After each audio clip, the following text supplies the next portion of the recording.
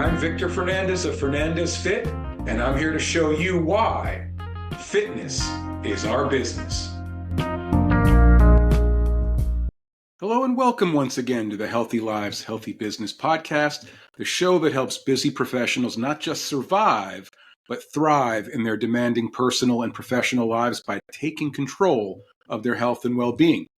I'm your host, Victor Fernandez. Thanks for joining me as you do each and every week. I truly appreciate it. Now, if you're a first-time listener, welcome to the show. All I want you to do is sit back, relax, and enjoy yourself.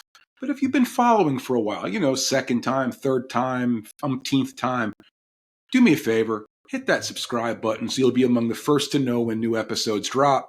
And of course, share the show far and wide so more people can learn why fitness is our business.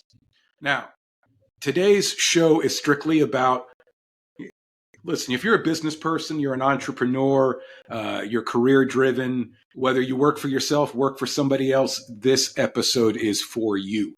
Because so many of us, I know when I get behind my desk and I'm sitting here typing away on my computer, creating programs for clients or creating fun content to post on social media, I can get really fixated on what I'm doing, which means that I'm going to be sitting here for a while without getting up. And so the idea is we have to be intentional about it. And the reason we have to be intentional about it is because fitness matters. Whether you're sitting in the office or at the gym or anywhere else, fitness matters. So let's be real.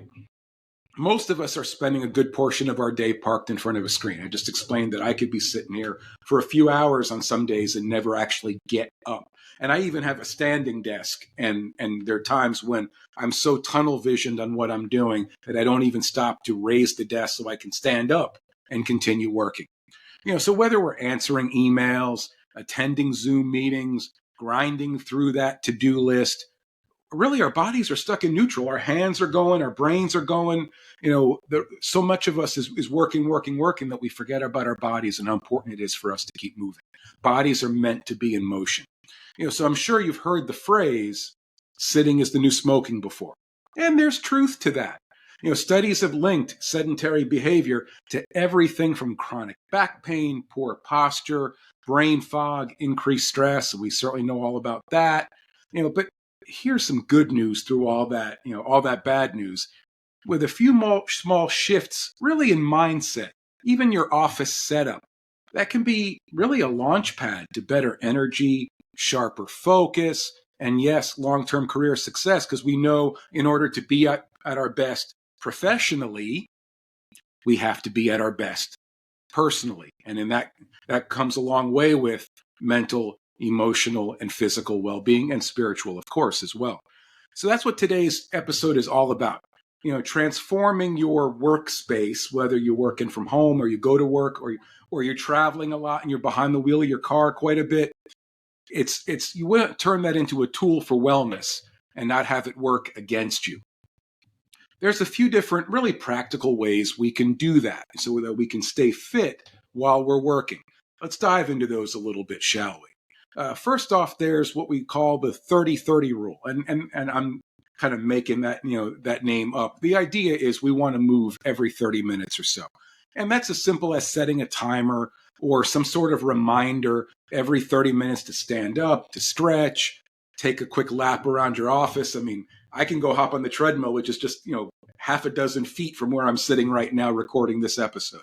So I have no excuse not to get up and go move around and just get everything moving. Because even just 1 or 2 minutes of movement resets our circulation, boosts our mental clarity, and really it breaks up the monotony, which really helps with productivity, because we know we can get really into the weeds and realize we really haven't accomplished a whole lot because we're really getting into the minutia of things as opposed to breaking things up a little bit so we can, get refreshed and refocus and resume what we're trying to do.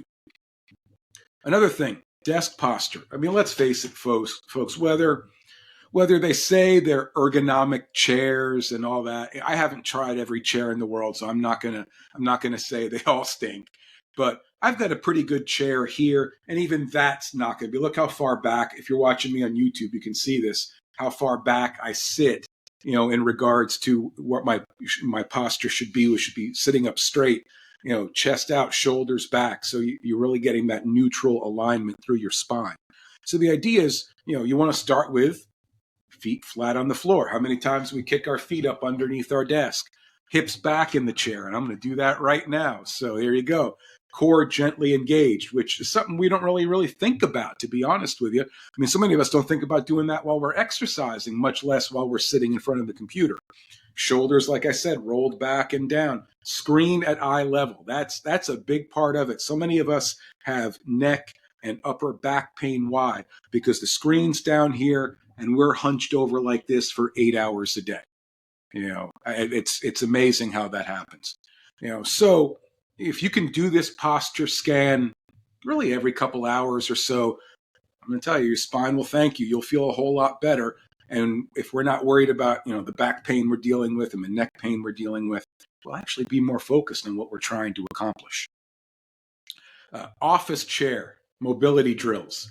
We don't think about that. And I don't mean rolling your chair from one side of the room to the other like I do with Tulip, where she grabs the end of a rope and she drags me around the house in my chair. I'm not talking about that. I'm talking about doing some spinal twists, sitting here and just getting some range of motion, and being able to just get some flexion, get some, just to break up the stiffness really that we're dealing with our backs. Here's one that for me, I used quite a bit. Never really used it before my injury, my Achilles injury last year, but certainly used it during my rehab and certainly since my rehab. I still incorporated it into my normal warm-ups. And that's ankle ABCs.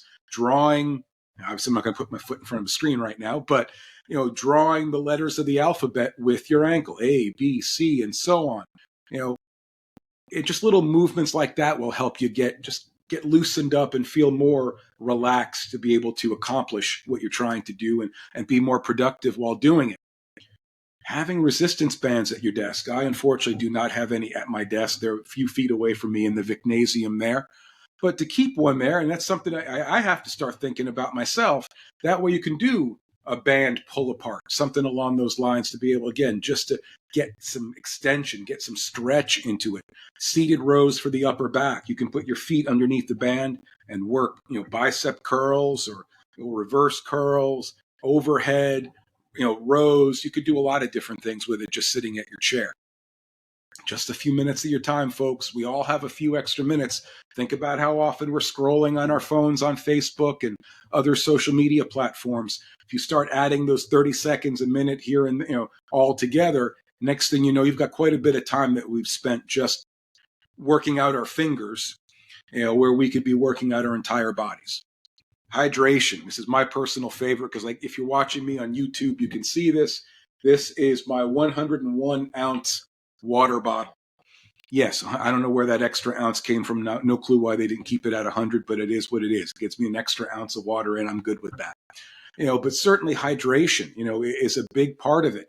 That way, for me, having this water bottle with me, this big behemoth of a water bottle with me, it's a constant reminder that I need to drink. I used to carry around the water jugs. Well, those water jugs full, the ones you buy in the store, when they're full, they weigh a little over 8 pounds. Well, I used to carry it around. And the idea is if I wanted it to be lighter than 8 pounds, because it wears on you after a while, then I have to drink from it to make it lighter. Those are just a couple of examples, maybe a little more aggressive or extreme than most of you would do. But that's what works for me, something that really kind of just slaps me in the face and tells me to drink, stupid. That's the way I look at it. Whereas maybe you have some more subtle ways. You have your water bottle right next to you, at your workstation or whatever the case may be. You want to figure out the way that works best for you. And standing up. I can do that right now. As my desk goes up, again, you can't see me on Spotify and Apple, but if you see me on YouTube, now I've got the standing desk up. And I can go back down again. And I try to do that periodically to make sure, that I'm, just standing up and moving around and getting the body moving a little bit. So what's, ROI is a subject we talk about a lot. So what's the ROI on office fitness? Well, here's the real win. When you move more and you take care of your body during the workday, your energy is going to last longer. You think clearer, you get sick less often, so you're much more productive. The best abilities we can have, especially professionally, are reliability and availability. You can show up stronger, not just physically, but mentally and emotionally as well. In fact, teams and leaders who prioritize workplace wellness seek higher productivity, fewer sick days, and better morale across the board. If you feel better, you're going to be, generally speaking, happier. You don't have to become, have 2% body fat and be, shredded to the nines. You just have to become a little more intentional. That's all it comes out to. So here's the challenge for this week. Now that I've shared all that, I want you to pick one of the strategies that I discussed about on today's show. Maybe it's a 30-30 rule, maybe adding a band into your desk drawer so you know it's there, you can pull it out. Simply checking your posture is a simple one you can do, especially try it this way. When you're on a Zoom call the next time, when you click play and the other person's on, you can see yourself on camera. Check what your posture looks like on camera. It might give you a better idea of what exactly you're doing and maybe presenting yourself in a much more professional way when you're sitting up nice and tall. But, whatever you choose, know that the small changes over time compound. Those wins build on each other. And over time, they add up to big results, both for your health and your career. Well, that's all I got for you today, folks. Hope you're doing great. Hope you're having a great day. As always, remember to please like the show, leave a review, subscribe, and of course, share it far and wide so more and more people can learn that fitness is our business.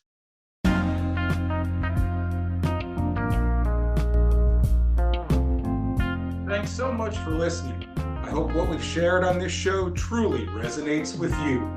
If you want to learn more about the health and fitness services I provide, head to my website, fernandezfit.com. If you're ready to connect with me about health and fitness coaching, send an email to info@fernandezfit.com or a text to 814-504-7774. And of course, you can find me all across social media, Victor Fernandez 123 on Facebook, Fernandez Fit on Facebook, Instagram, and LinkedIn, as well as the Healthy Lives, Healthy Business channel on YouTube. Thanks again for tuning in, and until next time, always remember, fitness is our business.